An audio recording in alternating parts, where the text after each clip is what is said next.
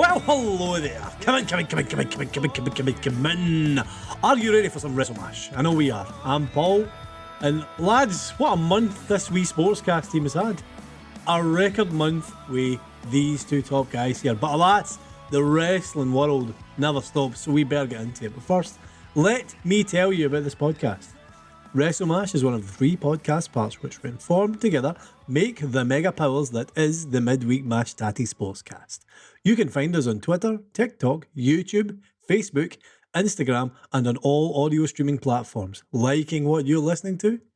Like, share, subscribe, and don't forget to leave us 5 stars, baby! Boom! And speaking of boom, bringing the boom upon this podcast are the mega powers, ladies and gentlemen. They are the Wish Viking, the workhorse Macho Mick, and he's a real K-Manian. Fight for the rights of every man. Fight for the right. Hulk Harvey, brother! Yeah, brother! Lads, how are we? Harvey Mania is running wild. Oh, yeah! Oh, yeah! Brother. Next week, I'm going to count to 3 and then we're all going to sing that. It's a thing that's going to happen. I want a crowd. Oh, Christ. Well, Singing for the real K-Manian. Good, man. I'm glad to hear it. Oh, better after that. Hells yeah. If your pals can't hype you up, who the hell can, man? Well, tell you what, Exactly. on this week's show, fashion advice meetings for women within WWE. Release Mania, lads, it has made an unfortunate return. We've also got Scorpio Sky to talk about. FTR versus FTR. And I'm sure we will find a whole lot more over the next wee 50 minutes or an hour. As always, we promise hot takes, shy jokes, high hopes. Only one thing for it. Let's ring the bell. First up, lads. This news story kind of broke due to a podcast interview featuring the formerly known Ember Moon, now goes by the name Athena. She was speaking to Chris Van Vliet on his Insight podcast.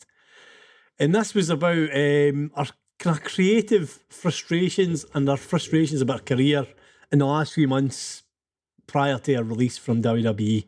Obviously, this coincided with the change into NXT 2.0. And she brought up something very unusual in this interview, and this was talking about how they were kind of being encouraged to dress. I think the term she used was more sexy. How did we feel? How did we feel about that, lads? I mean, that for me is a massive. I mean, we've just been in Combat Spuds yesterday talking about a massive step forward for women in boxing. It's sad to be here in WrestleMash the day after, and we're talking about a massive step backwards in how women are seen in professional wrestling. What do we think, lads? What do we think about the comments?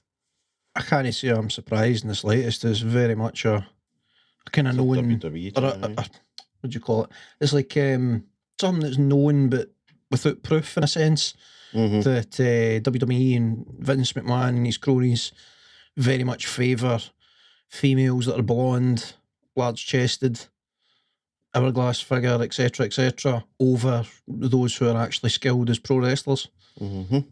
Yeah. It is a clearly obvious thing, I think, if you look at NXT 2.0. Looking at who their champion is currently. Mandy Rose, the tag team champions, Toxic Attraction. These are all scantily clad girls.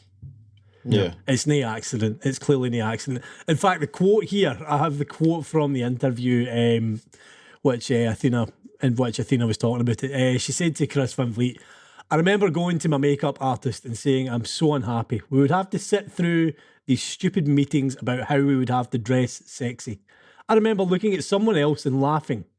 I have to cater to children. I'm not about to wear fishnet booty butt cheek shorts because we've had a 2-hour meeting about how we need to dress like Mandy Rose. It's not fair. Mandy is absolutely phenomenal and an amazing person, but not everybody is Mandy Rose. I started seeing this downslope as soon as Hunter was gone." So, I mean, I think what she's saying there is the writing was a wall immediately immediately. Aye. The minute that hit 2.0 and the creative direction changed, so did the way the women were kind of seen within obviously that kind of sub promotion of WWE. It's confirming what I think we all really knew. I mean, yes, NXT 2.0 is a more similar style of show to SmackDown and Raw, but with that comes this sort of, I think the only word for it is shit, lads, really. This sort of shit. Aye. And it is. It's just a shame, man. It's like we've spoke before about how seemingly Hunter, Triple H, was doing things different, and he was really building the most sort of genuine product that the WWE had. Yep. And how for a multitude of reasons, and then how that was sort of systematically shut down and taken away. And obviously not helped by the fact that he had a genuine medical emergency. It could have put him out the game for a wee while. And for whatever the reason, I mean, it could be any multitude of things that kind of caused old Vinnie Mac to decide to put the kibosh on it. But for whatever reason, they've decided to pull it more in line with their other products, which is absolutely not for the better.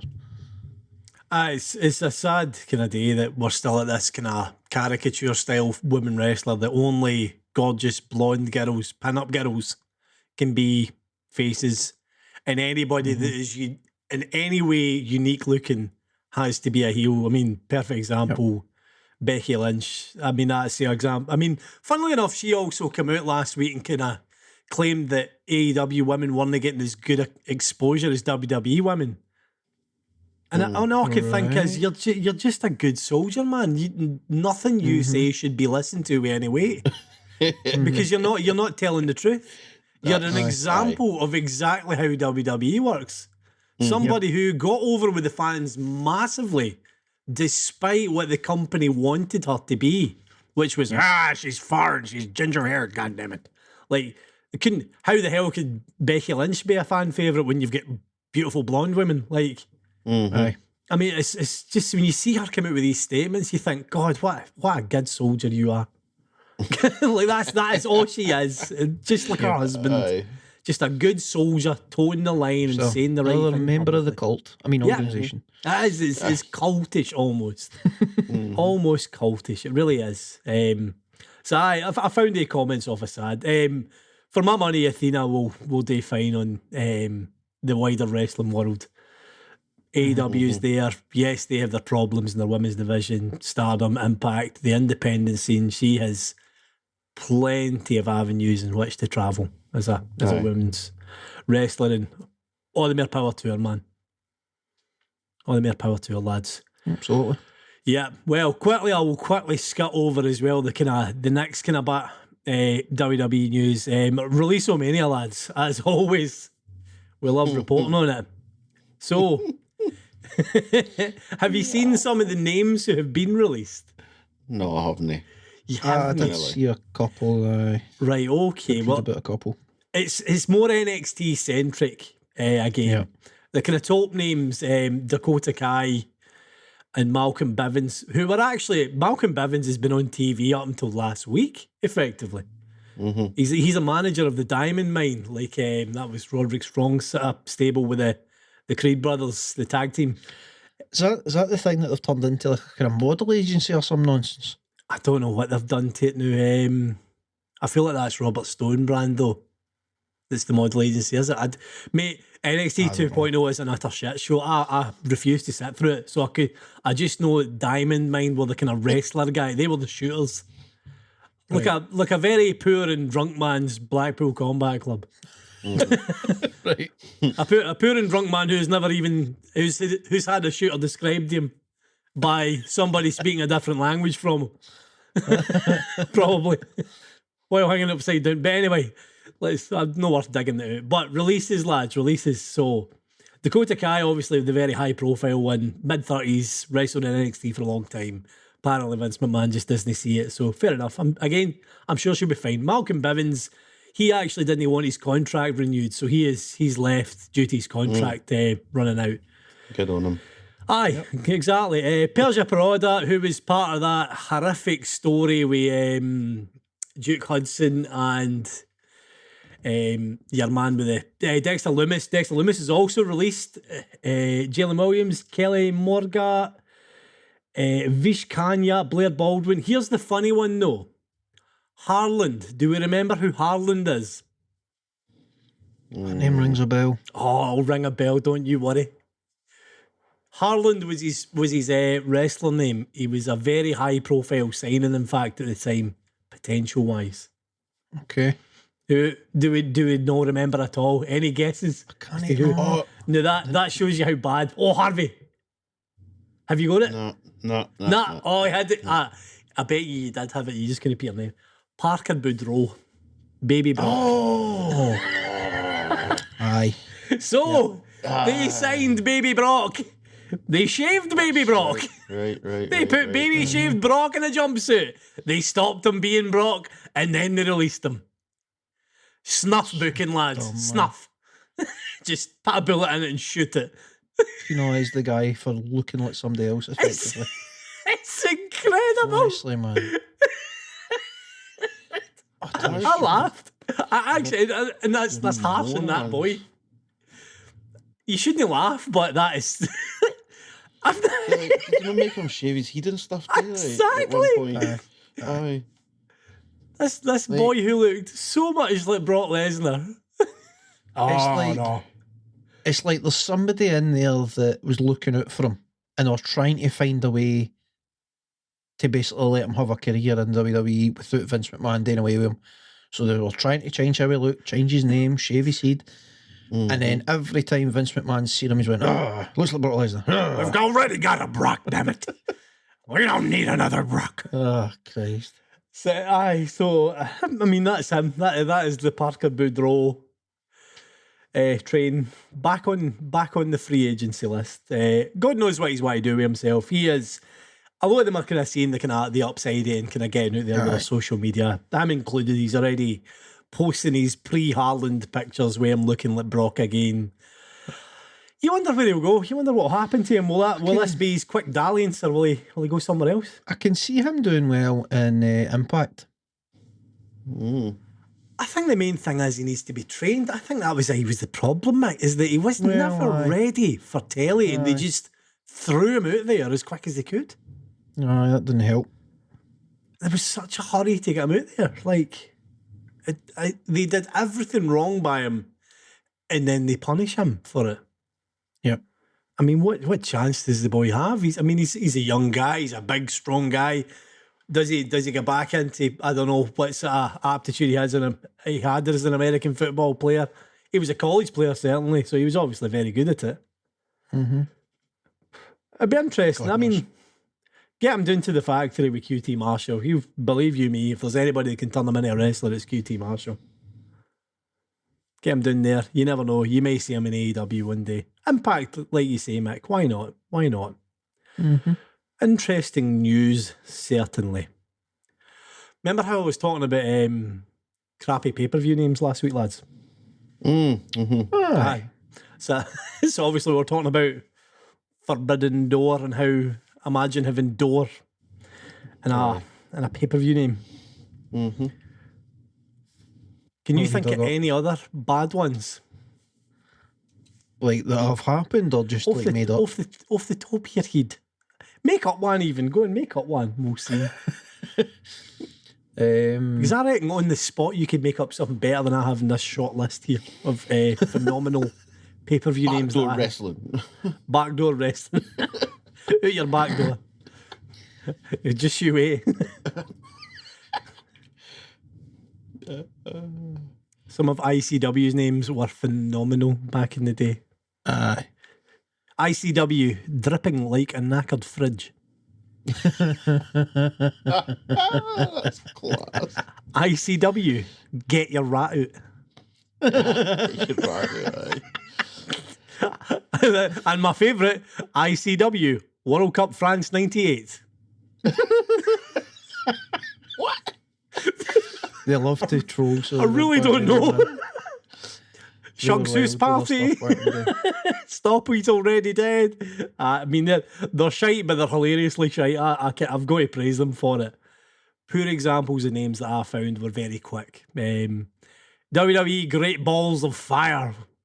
I mean, that's just Vince McMahon shouting that at the top of his lungs and thinking it sounds good, isn't it?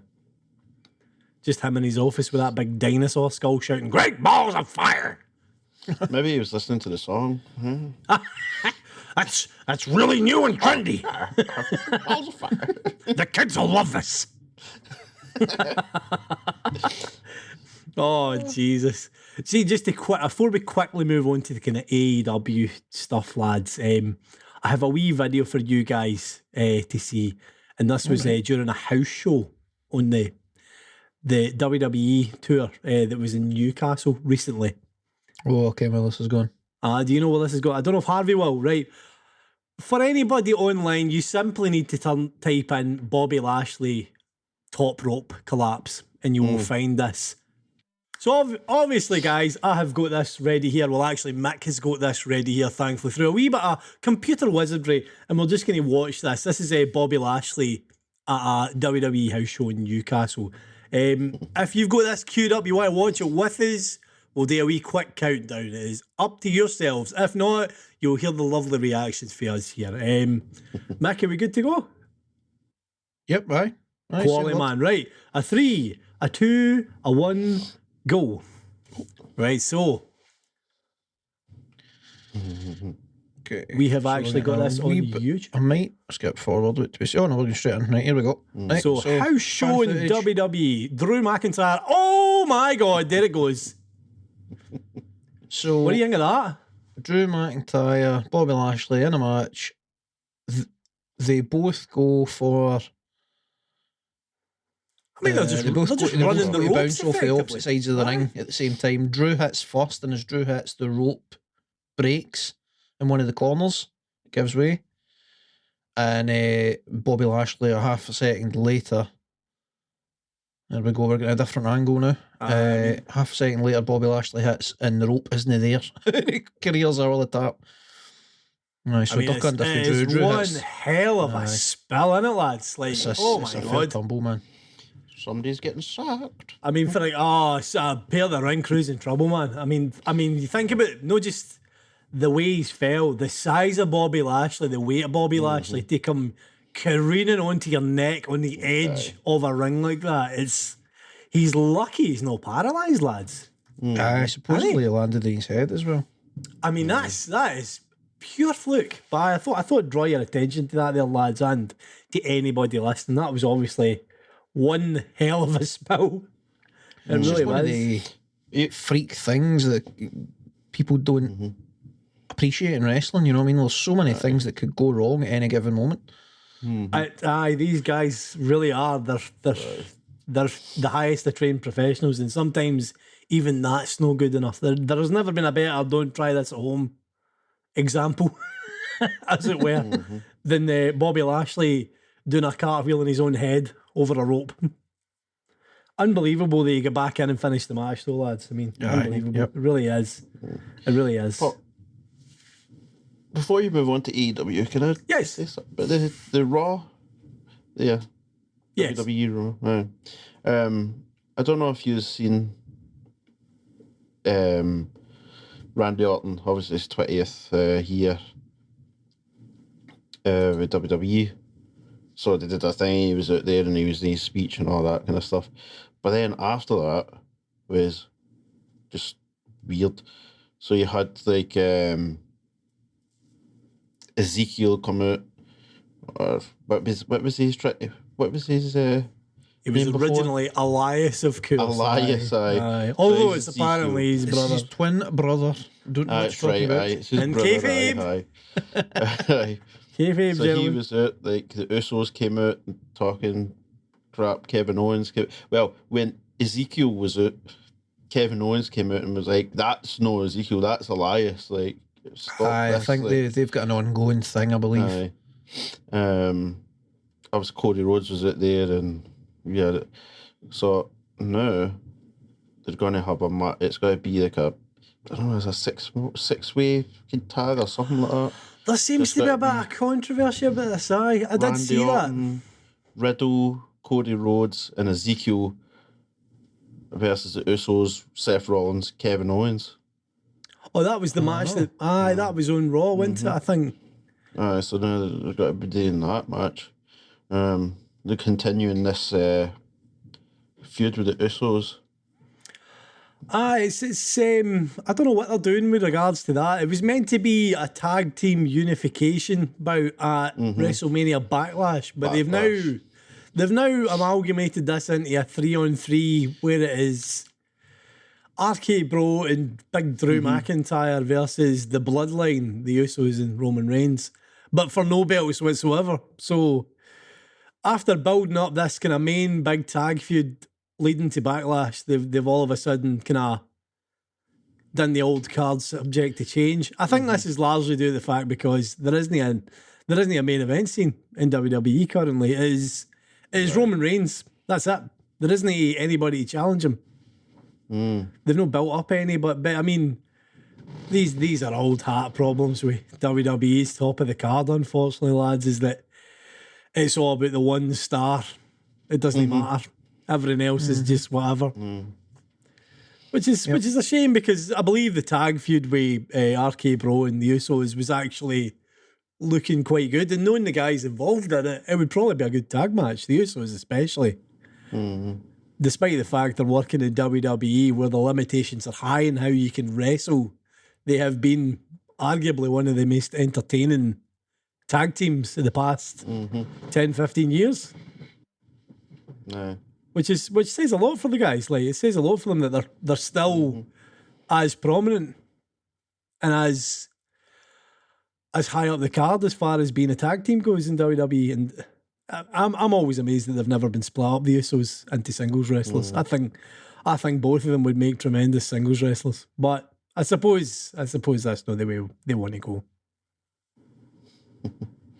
Who's better, FTR or the Usos? Let's come to that though. Let's jump right into that FTR versus FTR match. We'll just segue immediately into AEW here, lads. So I'm assuming we watched it, FTR versus FTR, Dax versus Cash, as it were. I really, like I says, I predicted this would be a good match. I think it was a good match.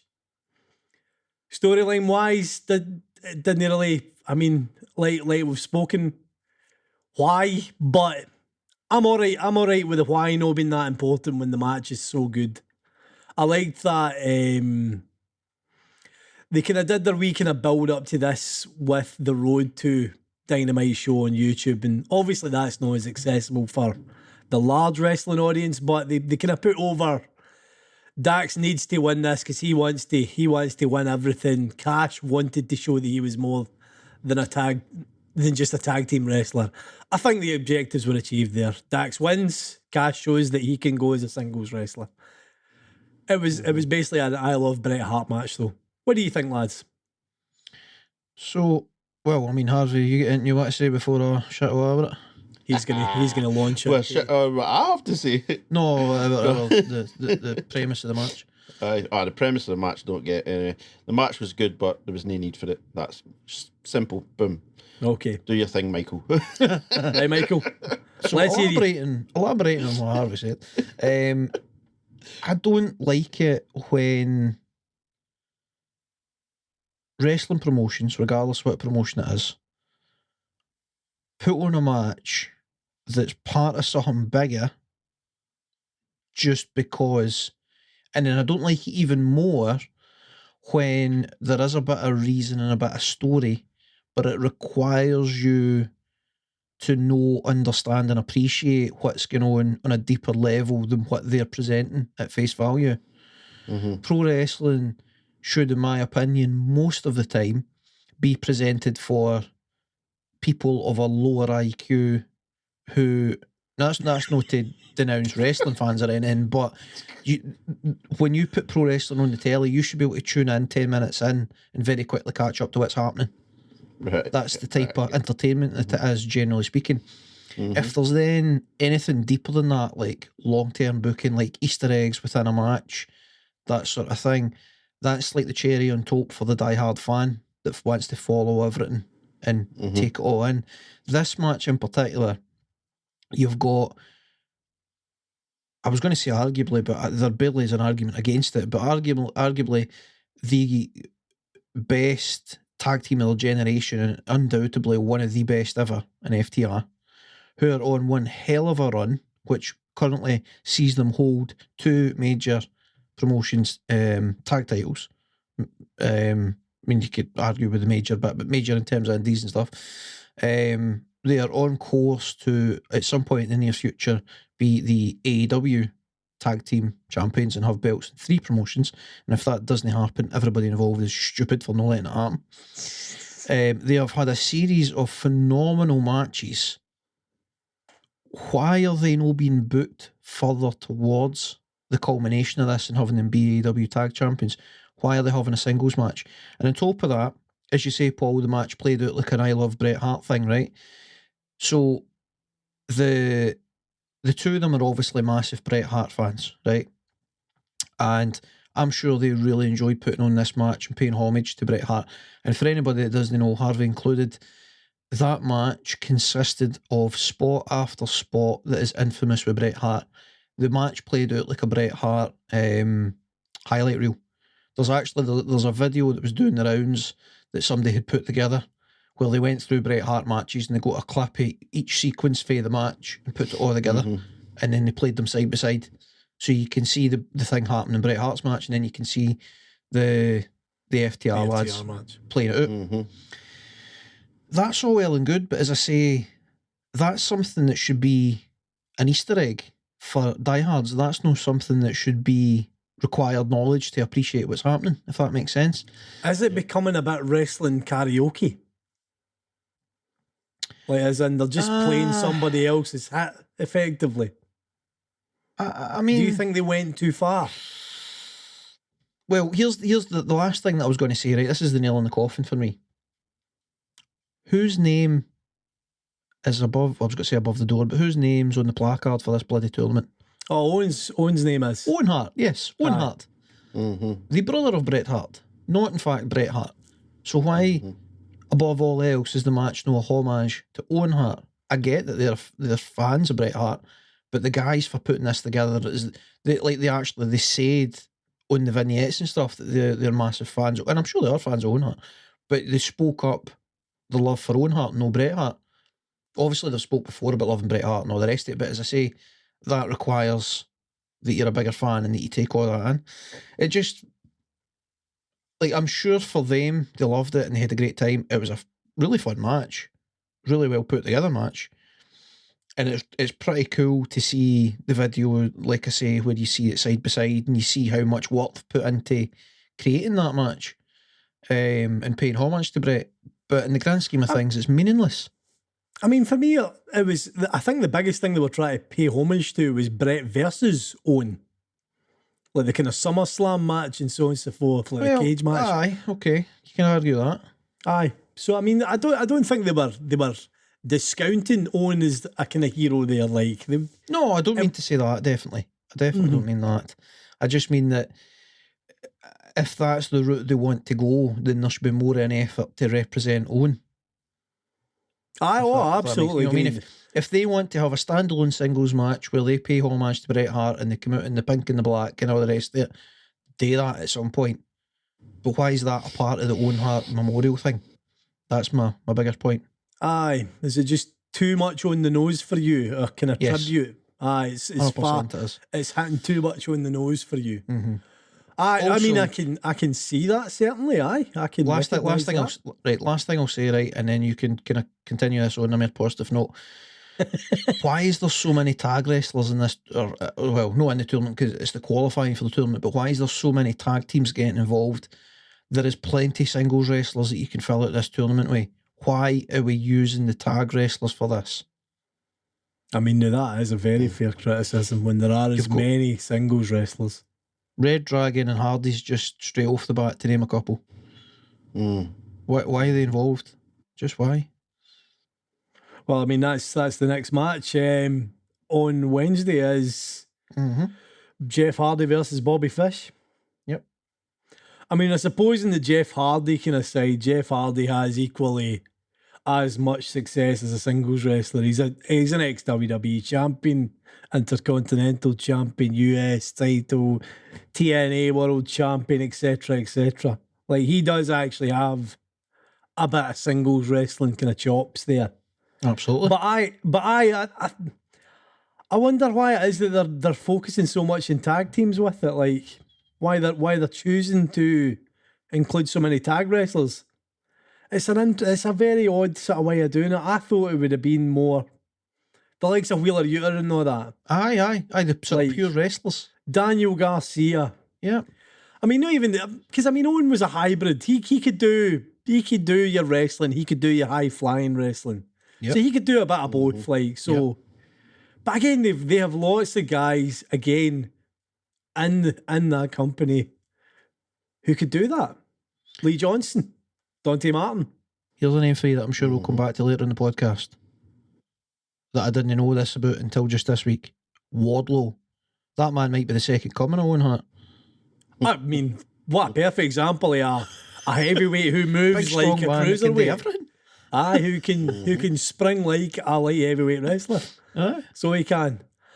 I mean, it's an odd way they're going about it. It's not to say that the matches that are coming out, however, which I suppose are showcase matches in a way. They're showcasing the talents that these guys have, and for that, and in that sort of sense, they're definitely showcasing great wrestling every week. Certainly, match wise, I mean, the crowd loved these guys doing this, and I like the story they told within the match in a way where Dax goes to put the sharpshooter on but decides no to because he doesn't want to hurt his partner, which leads to a roll-up, which leads to the cradle kind of finish. Like, I appreciated the wee details. I suppose I go along the same kind of mindset as you, Mick. It's good and it's fun, but more story, please.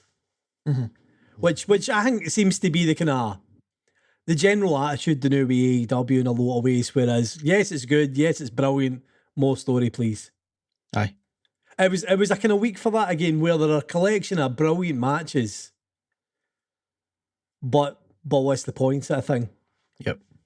The 5-man match was like that. A lot of great showcasing kind of the young guys, showcasing the Undisputed Elite, which now seem to be a united faction. Which is frustrating to me. Exactly. I want the Hung Bucks eventually. Maybe that's to come after the main event of Double or Nothing. Do we assume that this is a foregone conclusion? CM Punk versus Hangman Page? Do you know what, right? So you said, I think it was, if it wasn't last week, it was the week before, you said that if Punk and Adam Page is the match that's made for the next title fight, then we know that Punk is winning because he's the biggest star. Initially, I would have agreed with you, but now that it's actually happening and I've seen how we're going into it, I kind of think Adam Page is winning. Do you think so? You think it's Adam Page? But I think, apart from that, for anything else, his title run would be so regrettable if they didn't give him a marquee win. Beyond picking up the belt. You know what I mean? He hasn't had a marquee defence of the title. Well, I mean, you say that. He's beat Bryan Danielson in the big long match after the draw. I mean, that I would argue that's marquee. As a standalone match, yes, but there's no feud. There's nothing behind. There's no meaning. It's exactly what we're talking about. There's no enough story there, other than like Bryan Danielson just being like, "I'm here to wrestle the best," kind of thing. Yep. I suppose that's true. As a long-term feud, no, there isn't. He hasn't quite had his big marquee moment. And then, I mean, I suppose within that regard, him and CM Punk isn't much of a feud either. It's just more of a sporting rivalry that's going to culminate in a match. Aye. I think that's again is this an issue with a babyface champion is that everybody's going to come at you respectfully, or you need to find the worst of heels, which, as we see right now, the worst of heels is tied up in the Wardlow story. Yep. What feelings aside for the Wardlow feud, that Swanton bomb. Never mind the Swanton bomb. The run and jump into the Hurricane Rana. Oh my sweet Jesus! He's quite some, isn't he? Like you can't argue with the athletics of that boy. I popped for that opening move to that match like you would for like the culmination of a feud and a crazy move to finish a match and stuff. Like I literally jumped up on the couch going, "Holy shit, did he do that?" I just wasn't expecting it. He did it to Luchasaurus before, and I thought, what? Like he's got so many moves in him. That guy Wardlow, it's unbelievable. He's the type of guy that would get so squeezed into a box in WWE. He would be told that he would get sacked in the spot if he did something like that in the WWE. Oh, they wouldn't have him doing Hurricane Ranas. Absolutely. No. Don't ever do that again. That would be... And it would be a no-no. The Swanton, like, he overshot it by about 6 inches, but other than that, like, the actual rotation and everything was picture perfect, man. I think even because he overshot it slightly, it made it look all the smoother. He just rolled into it perfectly. It's the way Jeff used to do it. Like, Jeff used to overshoot in order to protect his opponent. Obviously, now he lands like a fucking pancake now. He pancakes them totally. Aye, but I'd say even then, because like the way Jeff used to do it, he'd like land with the shoulders and it was like a dive forward roll kind of thing. Aye, it was like a perfect forward roll. It was like the back of his nut hit him. It was just that wee bit too far. But aye, that aside, man, Jesus, so impressive. Sweet Christ. What do you think about his match next week, though? Have you seen who it is, Harvey? Who's going to be the next?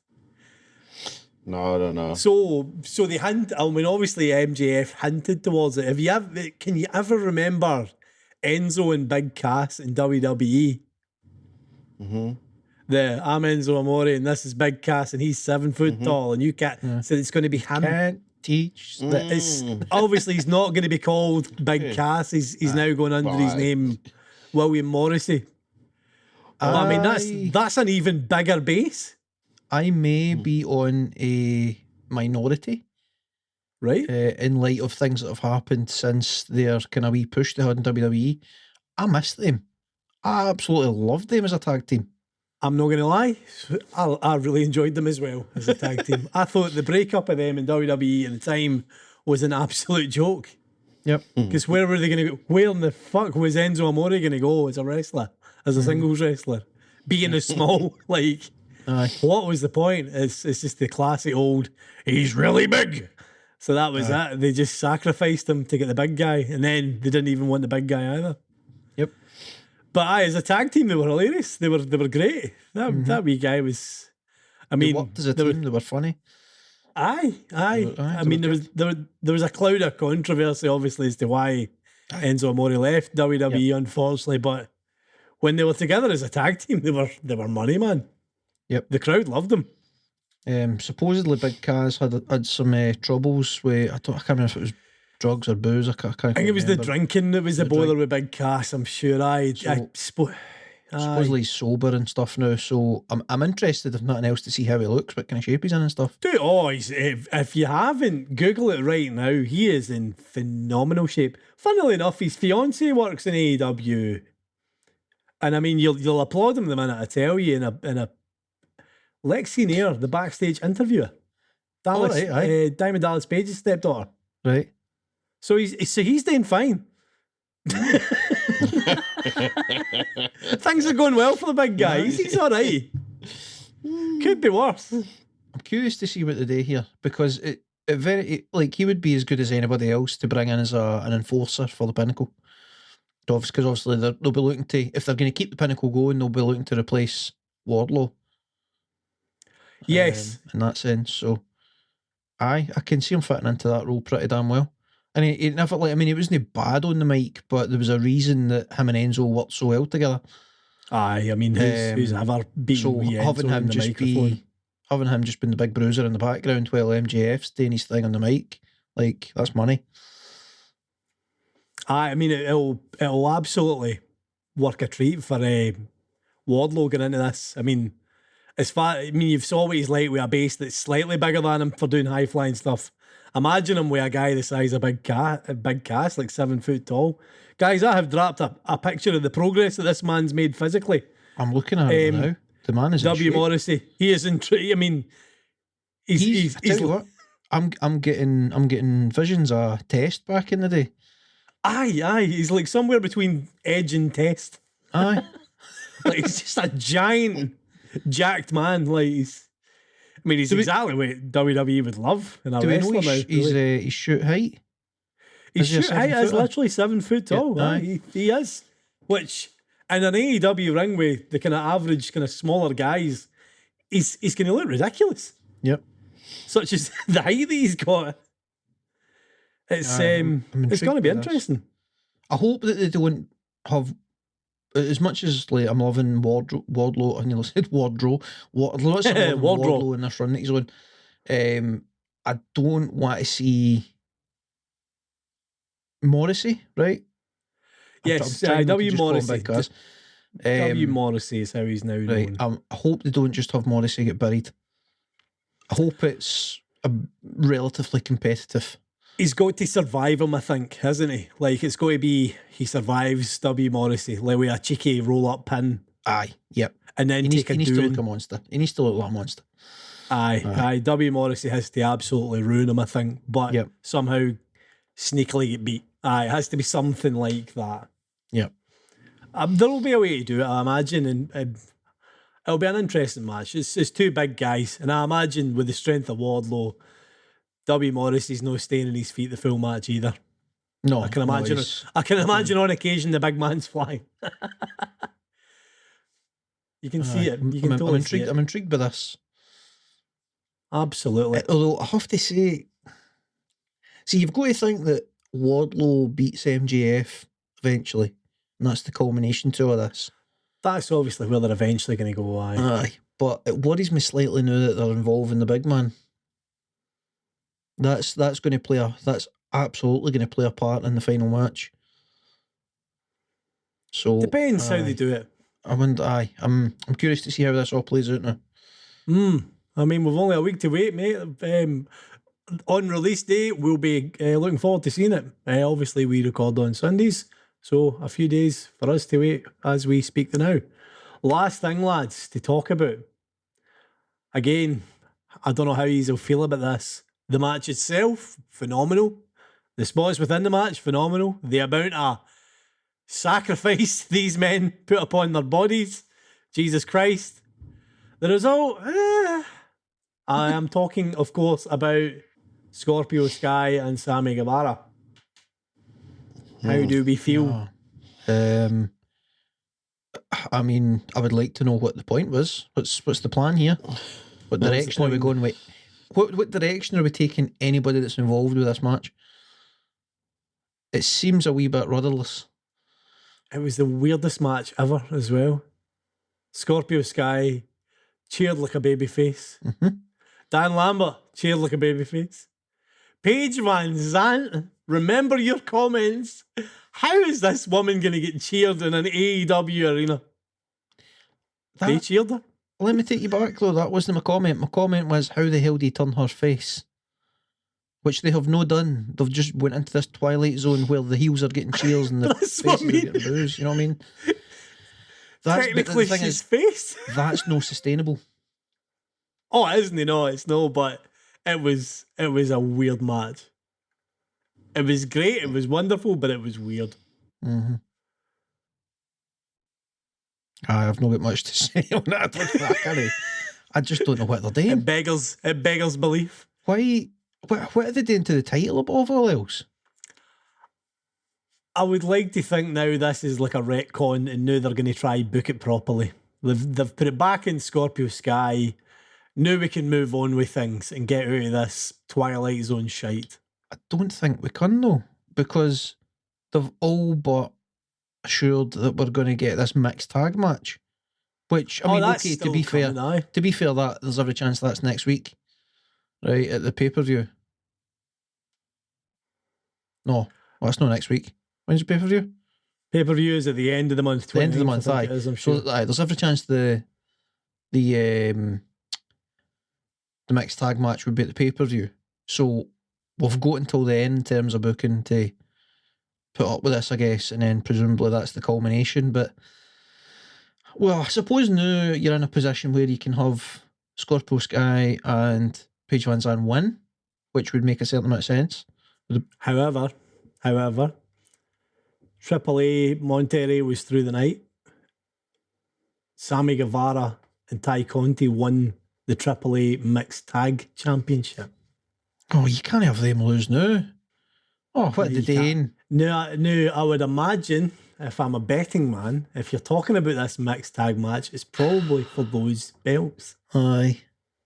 In which, like you said, are Sammy and Ty going to lose those belts in AEW TV? No. Dunno. More to the point is Paige Van Zandt, who's just in the bloody door and barely kens what a wrestling Gonna move have is. her lose?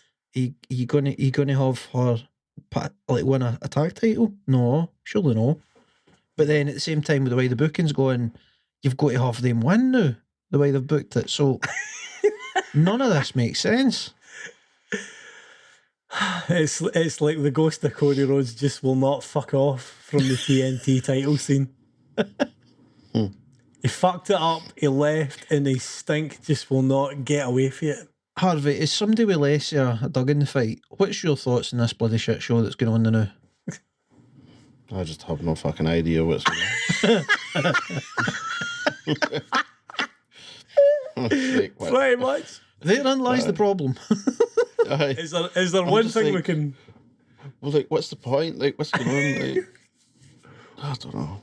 One thing we can all agree on, though, is the bollock kick from Ty Conti to Dan Lambert. Maybe the best low blow I have ever seen in my life. She brilliant. fucking killed him. She killed him.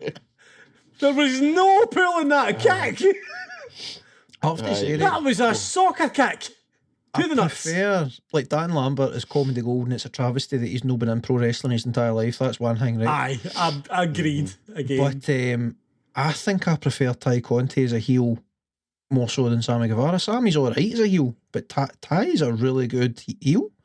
Ty is a very natural heel, aye. For some reason, she seems to be great at it, aye. I don't know why. Sammy's a funny one. Sammy, as far as an out-of-ring character goes, I don't really... he doesn't bring out much in me. Like, I don't hate him. I don't love him. In-ring is where he really excels as a wrestler. Aye. Sammy Guevara. He is going to do something ridiculous every time he's on TV that's going to either have you hiding behind the couch or cheering. He's an all-in kind of wrestler. Yeah. I mean, he's... One of the spots where he flipped off the ladder, he exactly, Harvey. completely missed bloody Scorpio's guy. Scorpio just put his horn out and then it just buff. I was like, oh my God. He also, even after that, he did a Spanish fly where he put Scorpio on the ladder. Yep. But his shoulder jammed in the ladder. Right. And I just thought, mate, do you not like your own shoulders? What's the deal? He just had to get his shoulder off me. Like, it was wild. I actually thought that was the best spot of the match. I had the Spanish fly onto the ladder. Yeah. Oh, but he took such a ding off it, man. He really did. What did you think of the cutter? So Scorpio Sky's cutter. Yes. I think it was let's try do what we did in the Cody match. Aye. But Why the not? other way round. Aye. So it was. Aye, let's Guevara call does back the on jump, that. but rather than him. Scorpio's done his homework, so he counters. Aye. Aye. Which is fair enough, because Scorpio Sky's finisher is the TKO, which is the jumping cutter. Right. Okay. So it's partially his finisher in a way. Like he does the TKO where he pops them up into the air and adjusts under them I have to do say a high cutter. the finish I thought was shit. I think the problem with the finish is why is Sammy getting back up after falling onto a ladder that's got barbed wire on it. It was a good match. It could have been a great match. Overkill, I think, was the problem here. Yep. They went too far. They tried to do everything when probably they should have just done some of it, and it would have been perfectly fine. I don't think that should have been a ladder match. I think that's half the bother. There was no consequence. There was no reason for that to be a ladder match. Mm-hmm.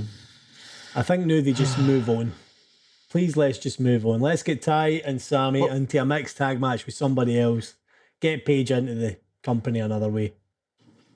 What was the... This is already plan B though, remember? Exactly. I mean, the fucked plan A because Corey's wife left. Plan B is in serious trouble because the crowd don't like the faces, so they've turned them. It begs a question of, do you listen to the crowd or do you stick with your guns when it comes to wrestling booking? Is it better to lead? It's like what Cody Rhodes said. It's the ghost of Cody. It won't leave. It's a very weird one. on a different match though. Okay. So after the what was it? A Philly street fight?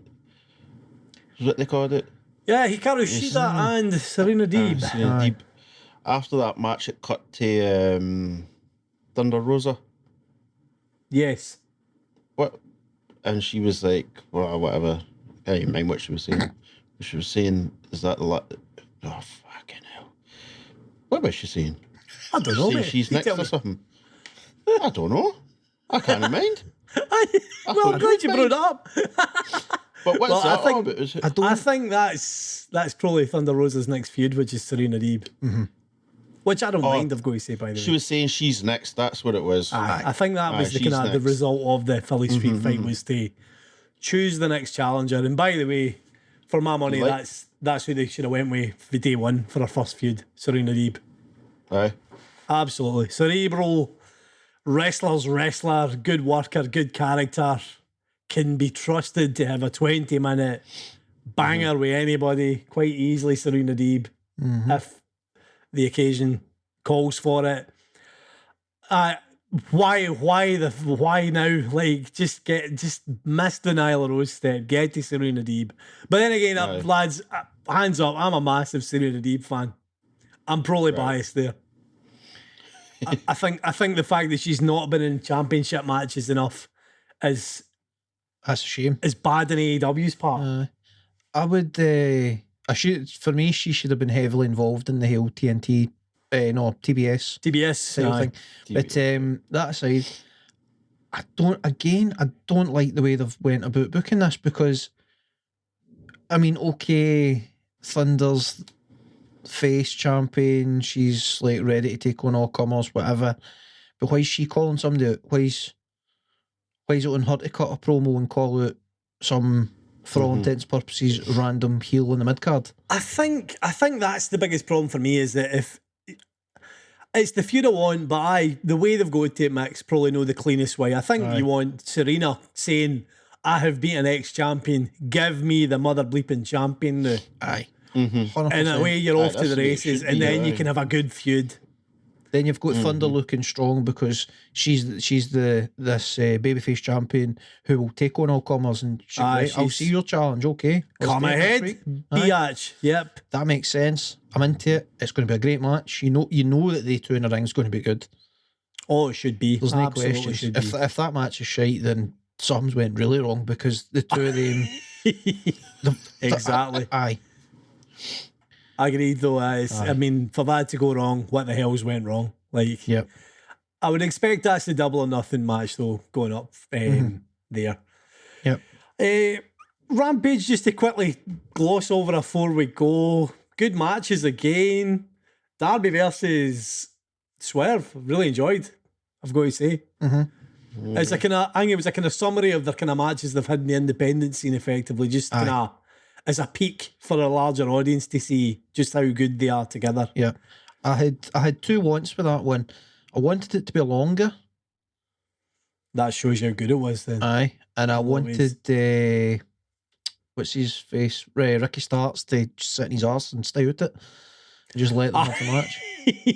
Just let them enjoy it. Obviously, that is still the feud, though, is Starks and Swerve. Yeah. That match was the perfect example of what this tournament should be. Like, it's a match with very little story, but like they've came up as right, they're going to go against one another in a qualifier, and then they've gave it a wee bit of meaning with the backstage bit telling us about their history and the indies and yada yada.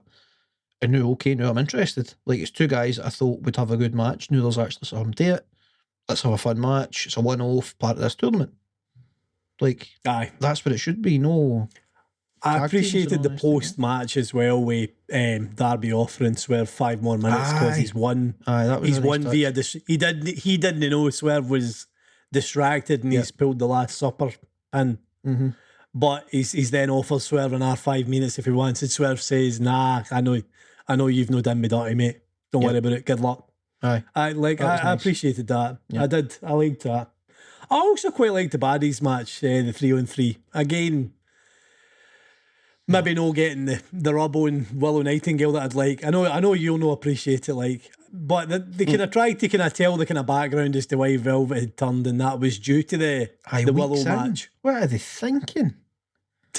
What are they honestly thinking? You're wanting stories. They're giving you stories, though. It's very WWE-ish. It's like, they'll work together because of this, so just put them together. Where's the reason? Where's the story? And I ken they tried to do that through the commentators a wee bit, especially with Red Velvet. But that to me, that's like retroactive, you know what I mean? That's like realising, like, all right, people aren't really into this. Let's tell a wee story and see if we can get them on side. I just, some doesn't. It's not as quick as they maybe should have. Certainly, they didn't get to as quick as they should have. But I don't mind the story that she's turning heel because the crowd have turned on her. Like, that's a pretty old wrestling trope. If they let it play out, aye, they just, Aye, I think they if it- just didn't get time to work. If it's given time and respect, then it should. I think it's got the potential of success. I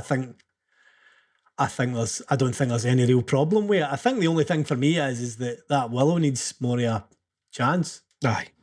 Oh, Give that. absolutely. In fact, by the way, see if you want a next TBS champion, sign that girl and make her the champion. Aye, that would be a story. She is as strong as Jade. She is everything that Jade is not. She's a perfect foil as a face. Aye, that would make total sense. Like, I mean, there you go. I would totally watch Willow as a TBS champion.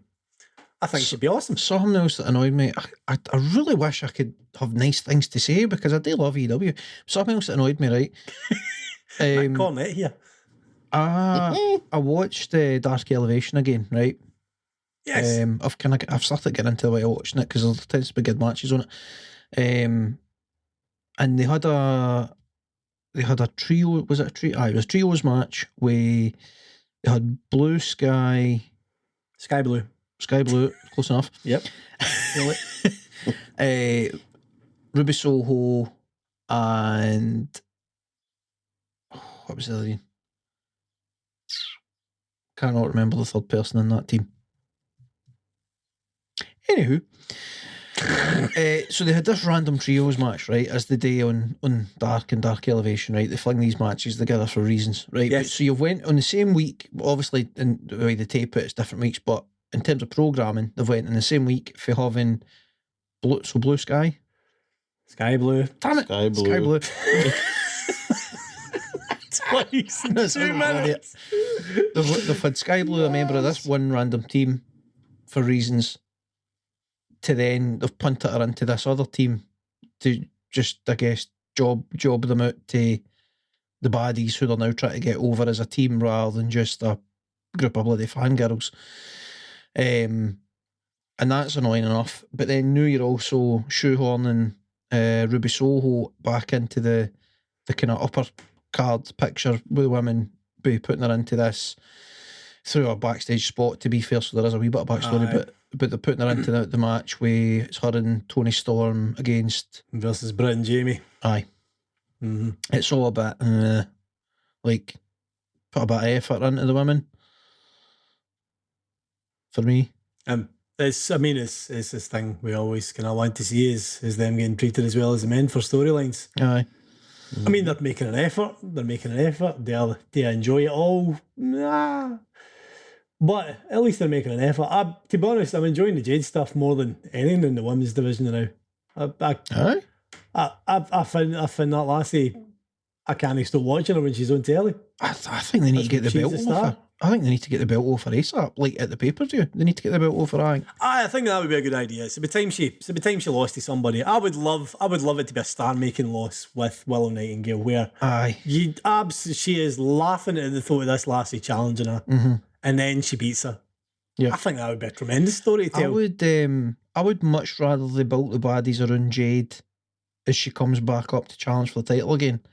So she drops the title out of nowhere, and then have Nightingale be surrounded by like a group of friends. I'm using air quotes here for the listeners.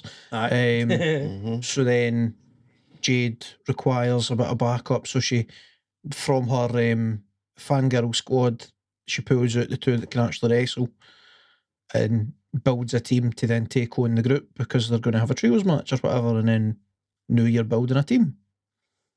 That's not the best. That's not the worst of the ideas. No, not at all. Not at all. I think the moral of the story here is Willow Nightingale, day stuff wear. I think. We're all quite in agreement with that. Use her. She's good. She's good. For God's sake, use her. Please use her.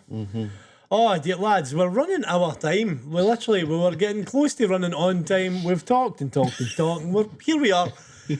An hour and a bit in, as per bloody usual. So, lads, without further ado, I'm going to have to tell you to fuck off my podcast so we can get these listeners home. Our podcast, my section of the podcast, technically. That's how you describe it. We're going to edit this out. Don't edit it. Actually, do. No, I'm joking. Anyway, lads, as indeed the end of the podcast here for us. Listeners, if you have enjoyed anything, or if you've not enjoyed anything, how about you tell us? If you like my blue sky way of thinking, no, my sky blue way of thinking. If you like Mick Cornette impression, if you like Harvey just taking it easy and being the real Caymanian for all these everymen that we have about, let us know. Don't let us know. It's up to you. It's really up to you. And again, thank you for tuning in. We are double the size of a listener base that we were only a few months ago. Let's double it again. Hey, sky's the bloody limit. Sky blue's the limit. And in that, we'll get out of here, ladies and gentlemen. I have been Paul. That has been Hulk Harvey. That has been the workhorse Macho Mick. See you later. Hashtag Harvey Mania. Harvey Mania, running wild. Hey, driver. Let me tell you something, Gene. I'm gonna go find driver.